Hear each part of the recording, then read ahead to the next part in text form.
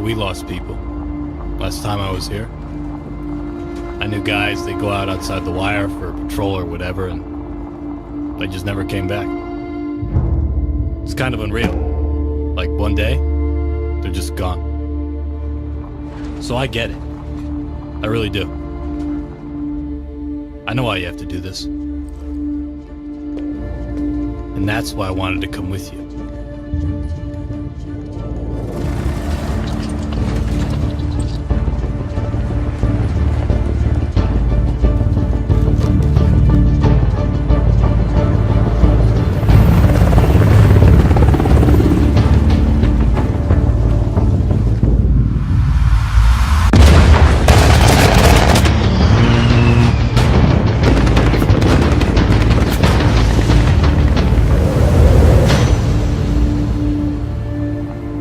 It's not often you get a chance to bring back the dead. But I guess we just gotta make sure we don't die though, right?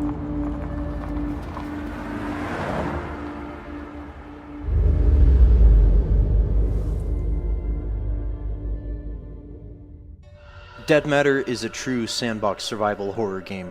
You will fight to survive in a zombie-packed, post-apocalyptic world, designed from the bottom up to foster whichever playstyle suits you best. Home to many threats, post-apocalyptic Alberta will throw everything it can at you, from hordes of flesh-crazed undead, to AI trying to make their way through the world, and of course, other players that are doing what they can to survive. Though above all else, mistakes are killer. Plan accordingly. Our massive world is based on Alberta, Canada, and it is designed to deliver an immersive world that is packed full of landmarks begging to be explored. We've developed a huge variety of procedural generation tools with artist control in mind. These tools allow our very small team of artists to deliver a large, detailed, and immersive world. All of the tools we are currently showing will be available to the modding community. The metagame manages the loot economy, the electricity and water flowing through the map, trees that have been chopped down, potential sources of contamination for resources, as well as the weather, including a season cycle. AI and zombie movement are also tracked via the metagame, and can trigger events especially if there is a large group or horde present. These events can be interacted with and will result in potential rewards or penalties depending on your actions. Our largest design goal is replayability. Experienced players, especially those that enjoy the PvE and cooperative elements of our game, will find every session to be different from the last. This is important because we want to play our game too. There is also a variety of buildings that you can choose to reclaim in order to aid your long-term survival. This quiet, unassuming suburban home is our first example of a building that you can reclaim. That, yes, you can move furniture around, you can place lights, lanterns, generators, anything, even barricade your own windows the way that you want. It is your house. Though, no matter where you decide to stay, you'll be responsible for getting the power back up, getting some water barrels, as well as maybe setting up some furniture. Another option to choose from is a loot-filled industrial warehouse. This is for players that like to customize their gear, as well as build things. If you're more of a fan of driving things, then the gas station and auto repair shop is more for you. Like the vehicles you were looking at right now, all weapons in our game are customizable. Currently we have over 50 unique melee weapons and counting in our game. This does not include any reskins or lazy edits of existing models. Every weapon will also be modifiable. The baseball bat and the machete are the best examples of where we would like to take this concept. We need your help to get a polished, playable alpha version of our game onto Steam within the next 6 months. Now in a rest cabin, you can do a variety of different things. You can rest, regain stamina and health, and you can use the crafting desk to make things, access your stash of your reserve supplies, and change outfits like in a clothing store. You also can unlock the ability to fast travel between cabins. The map will show you all the places you've unlocked fast travel between, and then you can select where you want to go and pop on over there. So we are going to travel from Stone Creek to this cabin marked right over here. Hold E to travel, and bang, here we are. And now you can see stash, clothing change, crafting desks. We can rest up in here. But what we're going to do now is we're going to go find Mike, because Mike has ridden out ahead and staked out a campsite and located where he thinks the first of our bounties are. You can see that in Wild West Online there's different environments. This is a pine forest. The pine forest is completely different from that plainsy kind of location that we saw out around Stone Creek and in Stone Creek. And so we're going to march through this forest and we're going to look for Mike and the campsite so we can meet up and rest up a bit more and then go find our bounties. Oh, there he is. Mike and I are going to team up to hunt this bounty together, and the bounty may very well have his posse with him. Hey, Mike, how you doing there, buddy? Good to see you. Mike has set up a campsite, and a campsite is basically a portable, reusable rest cabin. Some of them have all of the features of the rest cabins, and some just allow you to, say, change your outfit and rest up. Once we've rested up, we are going to head out and hunt our bounty. And there he is, Sapient. We're going to hunt him down, and he's got his buddy Davenport with him. So Mike and I should be able to take down those two guys. Oh, there's a third guy. All right, so Mike, we're going to go left. We're going to go around here. We're going to flank him. So you take the left flank. I'm going to take the right flank. Sounds good. You come around, and we're going to crossfire them. So the first thing I'm going to do is sneak up on this guy right here. And I'm going to shoot him through his tent, and he is going to be a sad camper. When the time is right, we are going to say bye-bye. Now I'm going to sneak around here. And got him! Oh, Mike took down Davenport. Oh, crap! Shit. Our guy Sapient just shot Mike, so now it's just me. Bastard. Son of a bitch. There you are. All right. Got him. All right, so I got the bounty. I lost Mike, but I got Sapient, and I got our bounty. What's your plan? It's my plan, and I decide what goes down. You got that? Yeah. Come on, Leo! My name is Joseph Fares, and I'm the writer-director of A Way Out. A Way Out is a story-driven co-op game. It is designed, played, and experienced only in split-screen co-op, which means you have to play the game with a friend, either online or on your couch. The game starts in a prison. You play as Vincent and Leo. You and a friend will get to know your characters and unfold their story together. You don't know anything about me, man. Maybe not. But Harvey killed someone very close to me. With or without you, I'm going after him. Let me show you some of the scenarios in the game. On the right side, you see Leo was already in prison. On the left, you see Vincent, who just arrived. Now if you look to the right again, you can see that Leo can be controlled while Vincent is in a cutscene. Here is another one. Vincent and Leo are now in the laundry room. Your goal is to smuggle sheets using a laundry cart. You can approach the scenario in different ways. Either get the cart with Vincent. You know, I got a good pack right here. I think it's got your name on it. It's, broken. I don't know. Or with Leo. Get over here, you idiot! Yeah, but I think those two guys are just about to fight.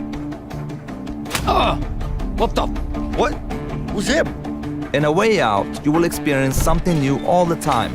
Everything you do in the game is unique for that scene. We want you and your friend to be focused and engaged throughout the entire story. But let me tell you, this is just the beginning of what you will be experiencing in A Way Out. Give me a gun!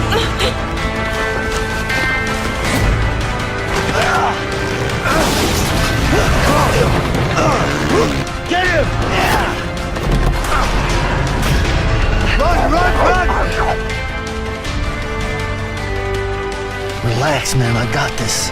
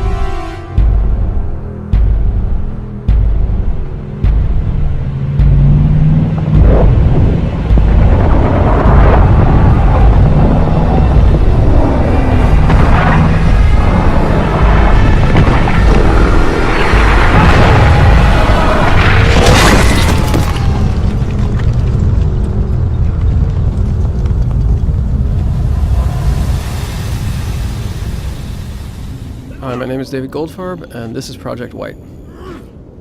Project White is set in an alternate history of the early Viking era.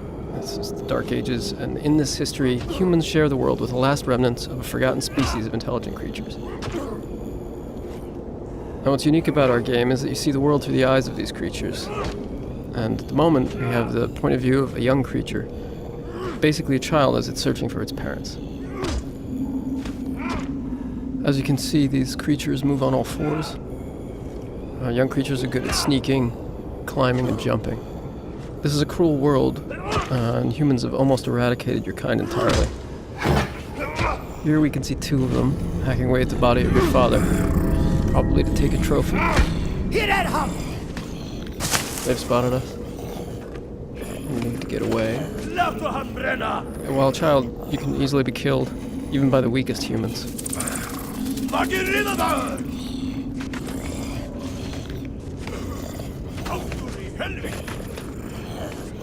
We're trapped on this bridge. Maybe there's an escape route.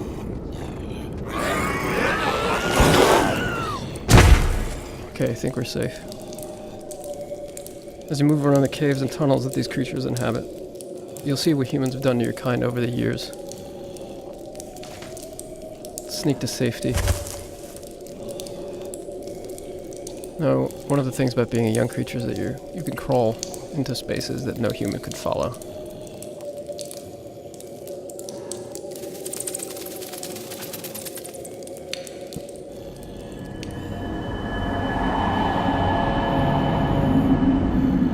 Now, this huge cave with the mysterious tree is one of the last few places of refuge in the world for creatures like you.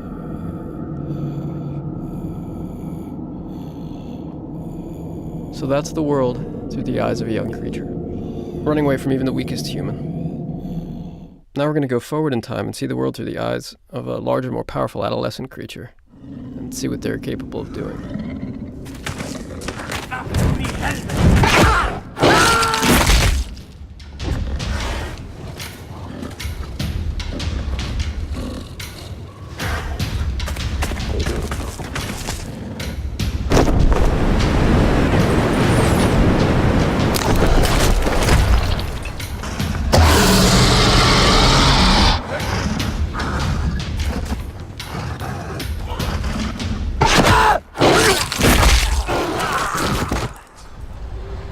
So here we have that monkey, which is my playable main character here. But of course, in that game, you can select your character and create your own character.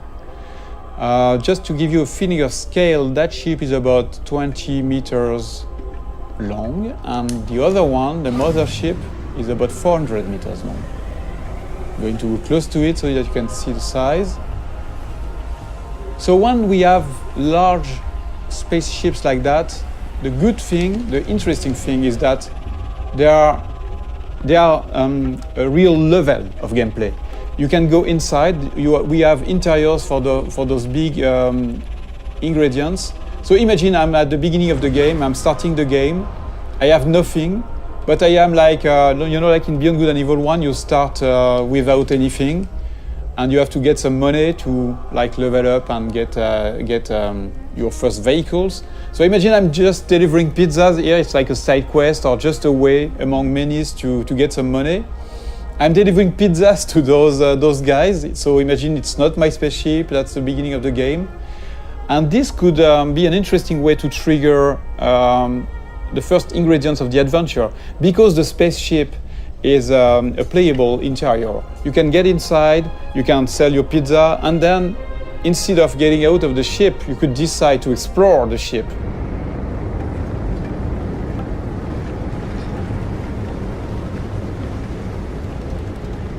A very interesting thing too is that there's a lot of biomes on the planet, like this desert, or you have frozen lands on the planet, different cities. So we don't want empty planets. We want planets with landmarks, with places to explore. There are mountains where you have some monks living there. So they are not empty, repetitive planets. The planets we aim to work on, to make our planets with life.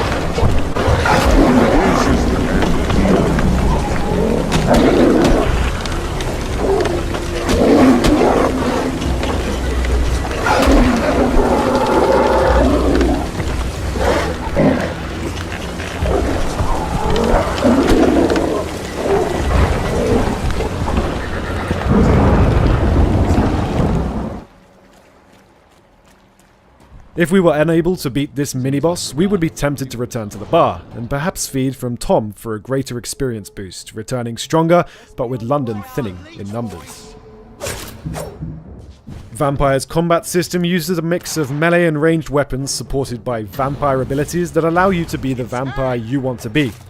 The gameplay is based on timing, positioning, and management of different resources. The stamina bar regulates your melee moves and dodges, the blood bar controls the use of your supernatural abilities, and the health bar represents your health.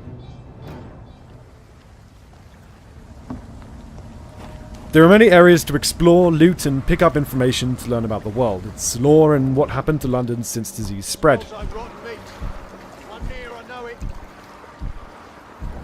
At the beach, we're fighting people operating under the head of the vampire hunter's orders. The Pruin guards are investigating this beach, searching for Skulls. Stay close, keep an eye on each other. Skulls are a lesser species of vampires lurking in quarantine areas, underground or in dark corners. Due to the Spanish flu epidemic, they have suffered heavy mutations and have recently become very aggressive. It's part of your quest to understand how they became such creatures and ultimately find a cure to save them. In this world, the human vampire hunters and Skulls are having their own fight. As long as we don't get too close, we can just move on.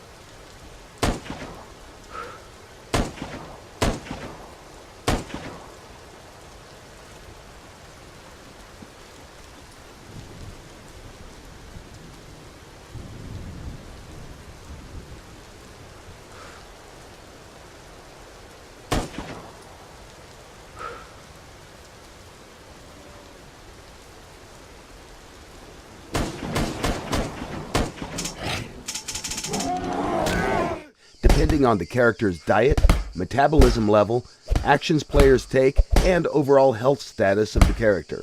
That will, of course, be reflected on the character's speed, endurance, and strength during the battle.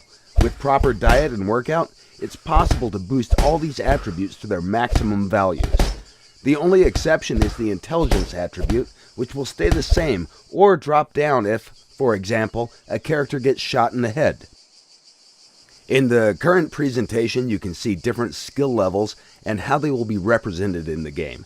Our plan is to make different sets of animations for each skill level to allow players to visually recognize the skill levels of their foes. This is still a work in progress, and it will not be included in the early access version of the game. Everything that your character carries in the game will have an impact on how you will perform in the combat. Heavy gear will make your moves slow and sluggish, and it will drain your stamina more quickly. It's recommended that you drop excessive weight before you enter a fight. The combat skill can be effectively used against other players, NPCs, and it can be used against animals too.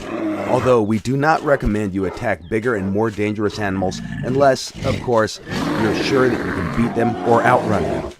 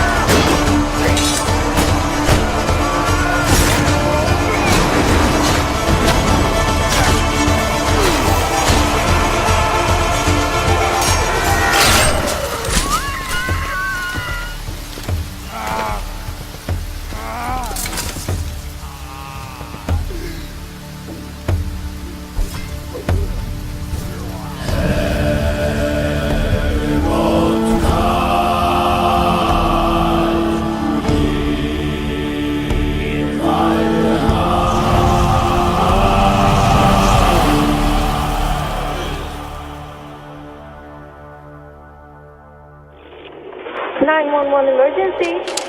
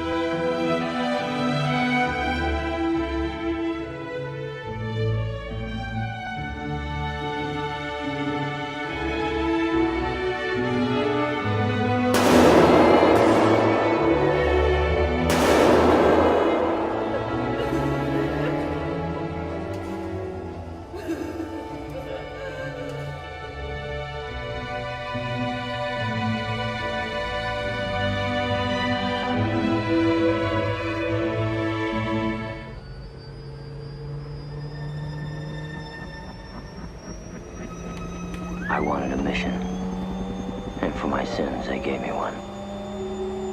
Luke, would you play that tape, Captain, please? But we must kill them. Pig after pig, cow after cow. Your mission is to proceed up the Nung River in a Navy patrol boat. Pick up Colonel Kurtz's path at New Moon, infiltrate his team by whatever means available, and terminate the Colonel's command. Terminate with extreme prejudice.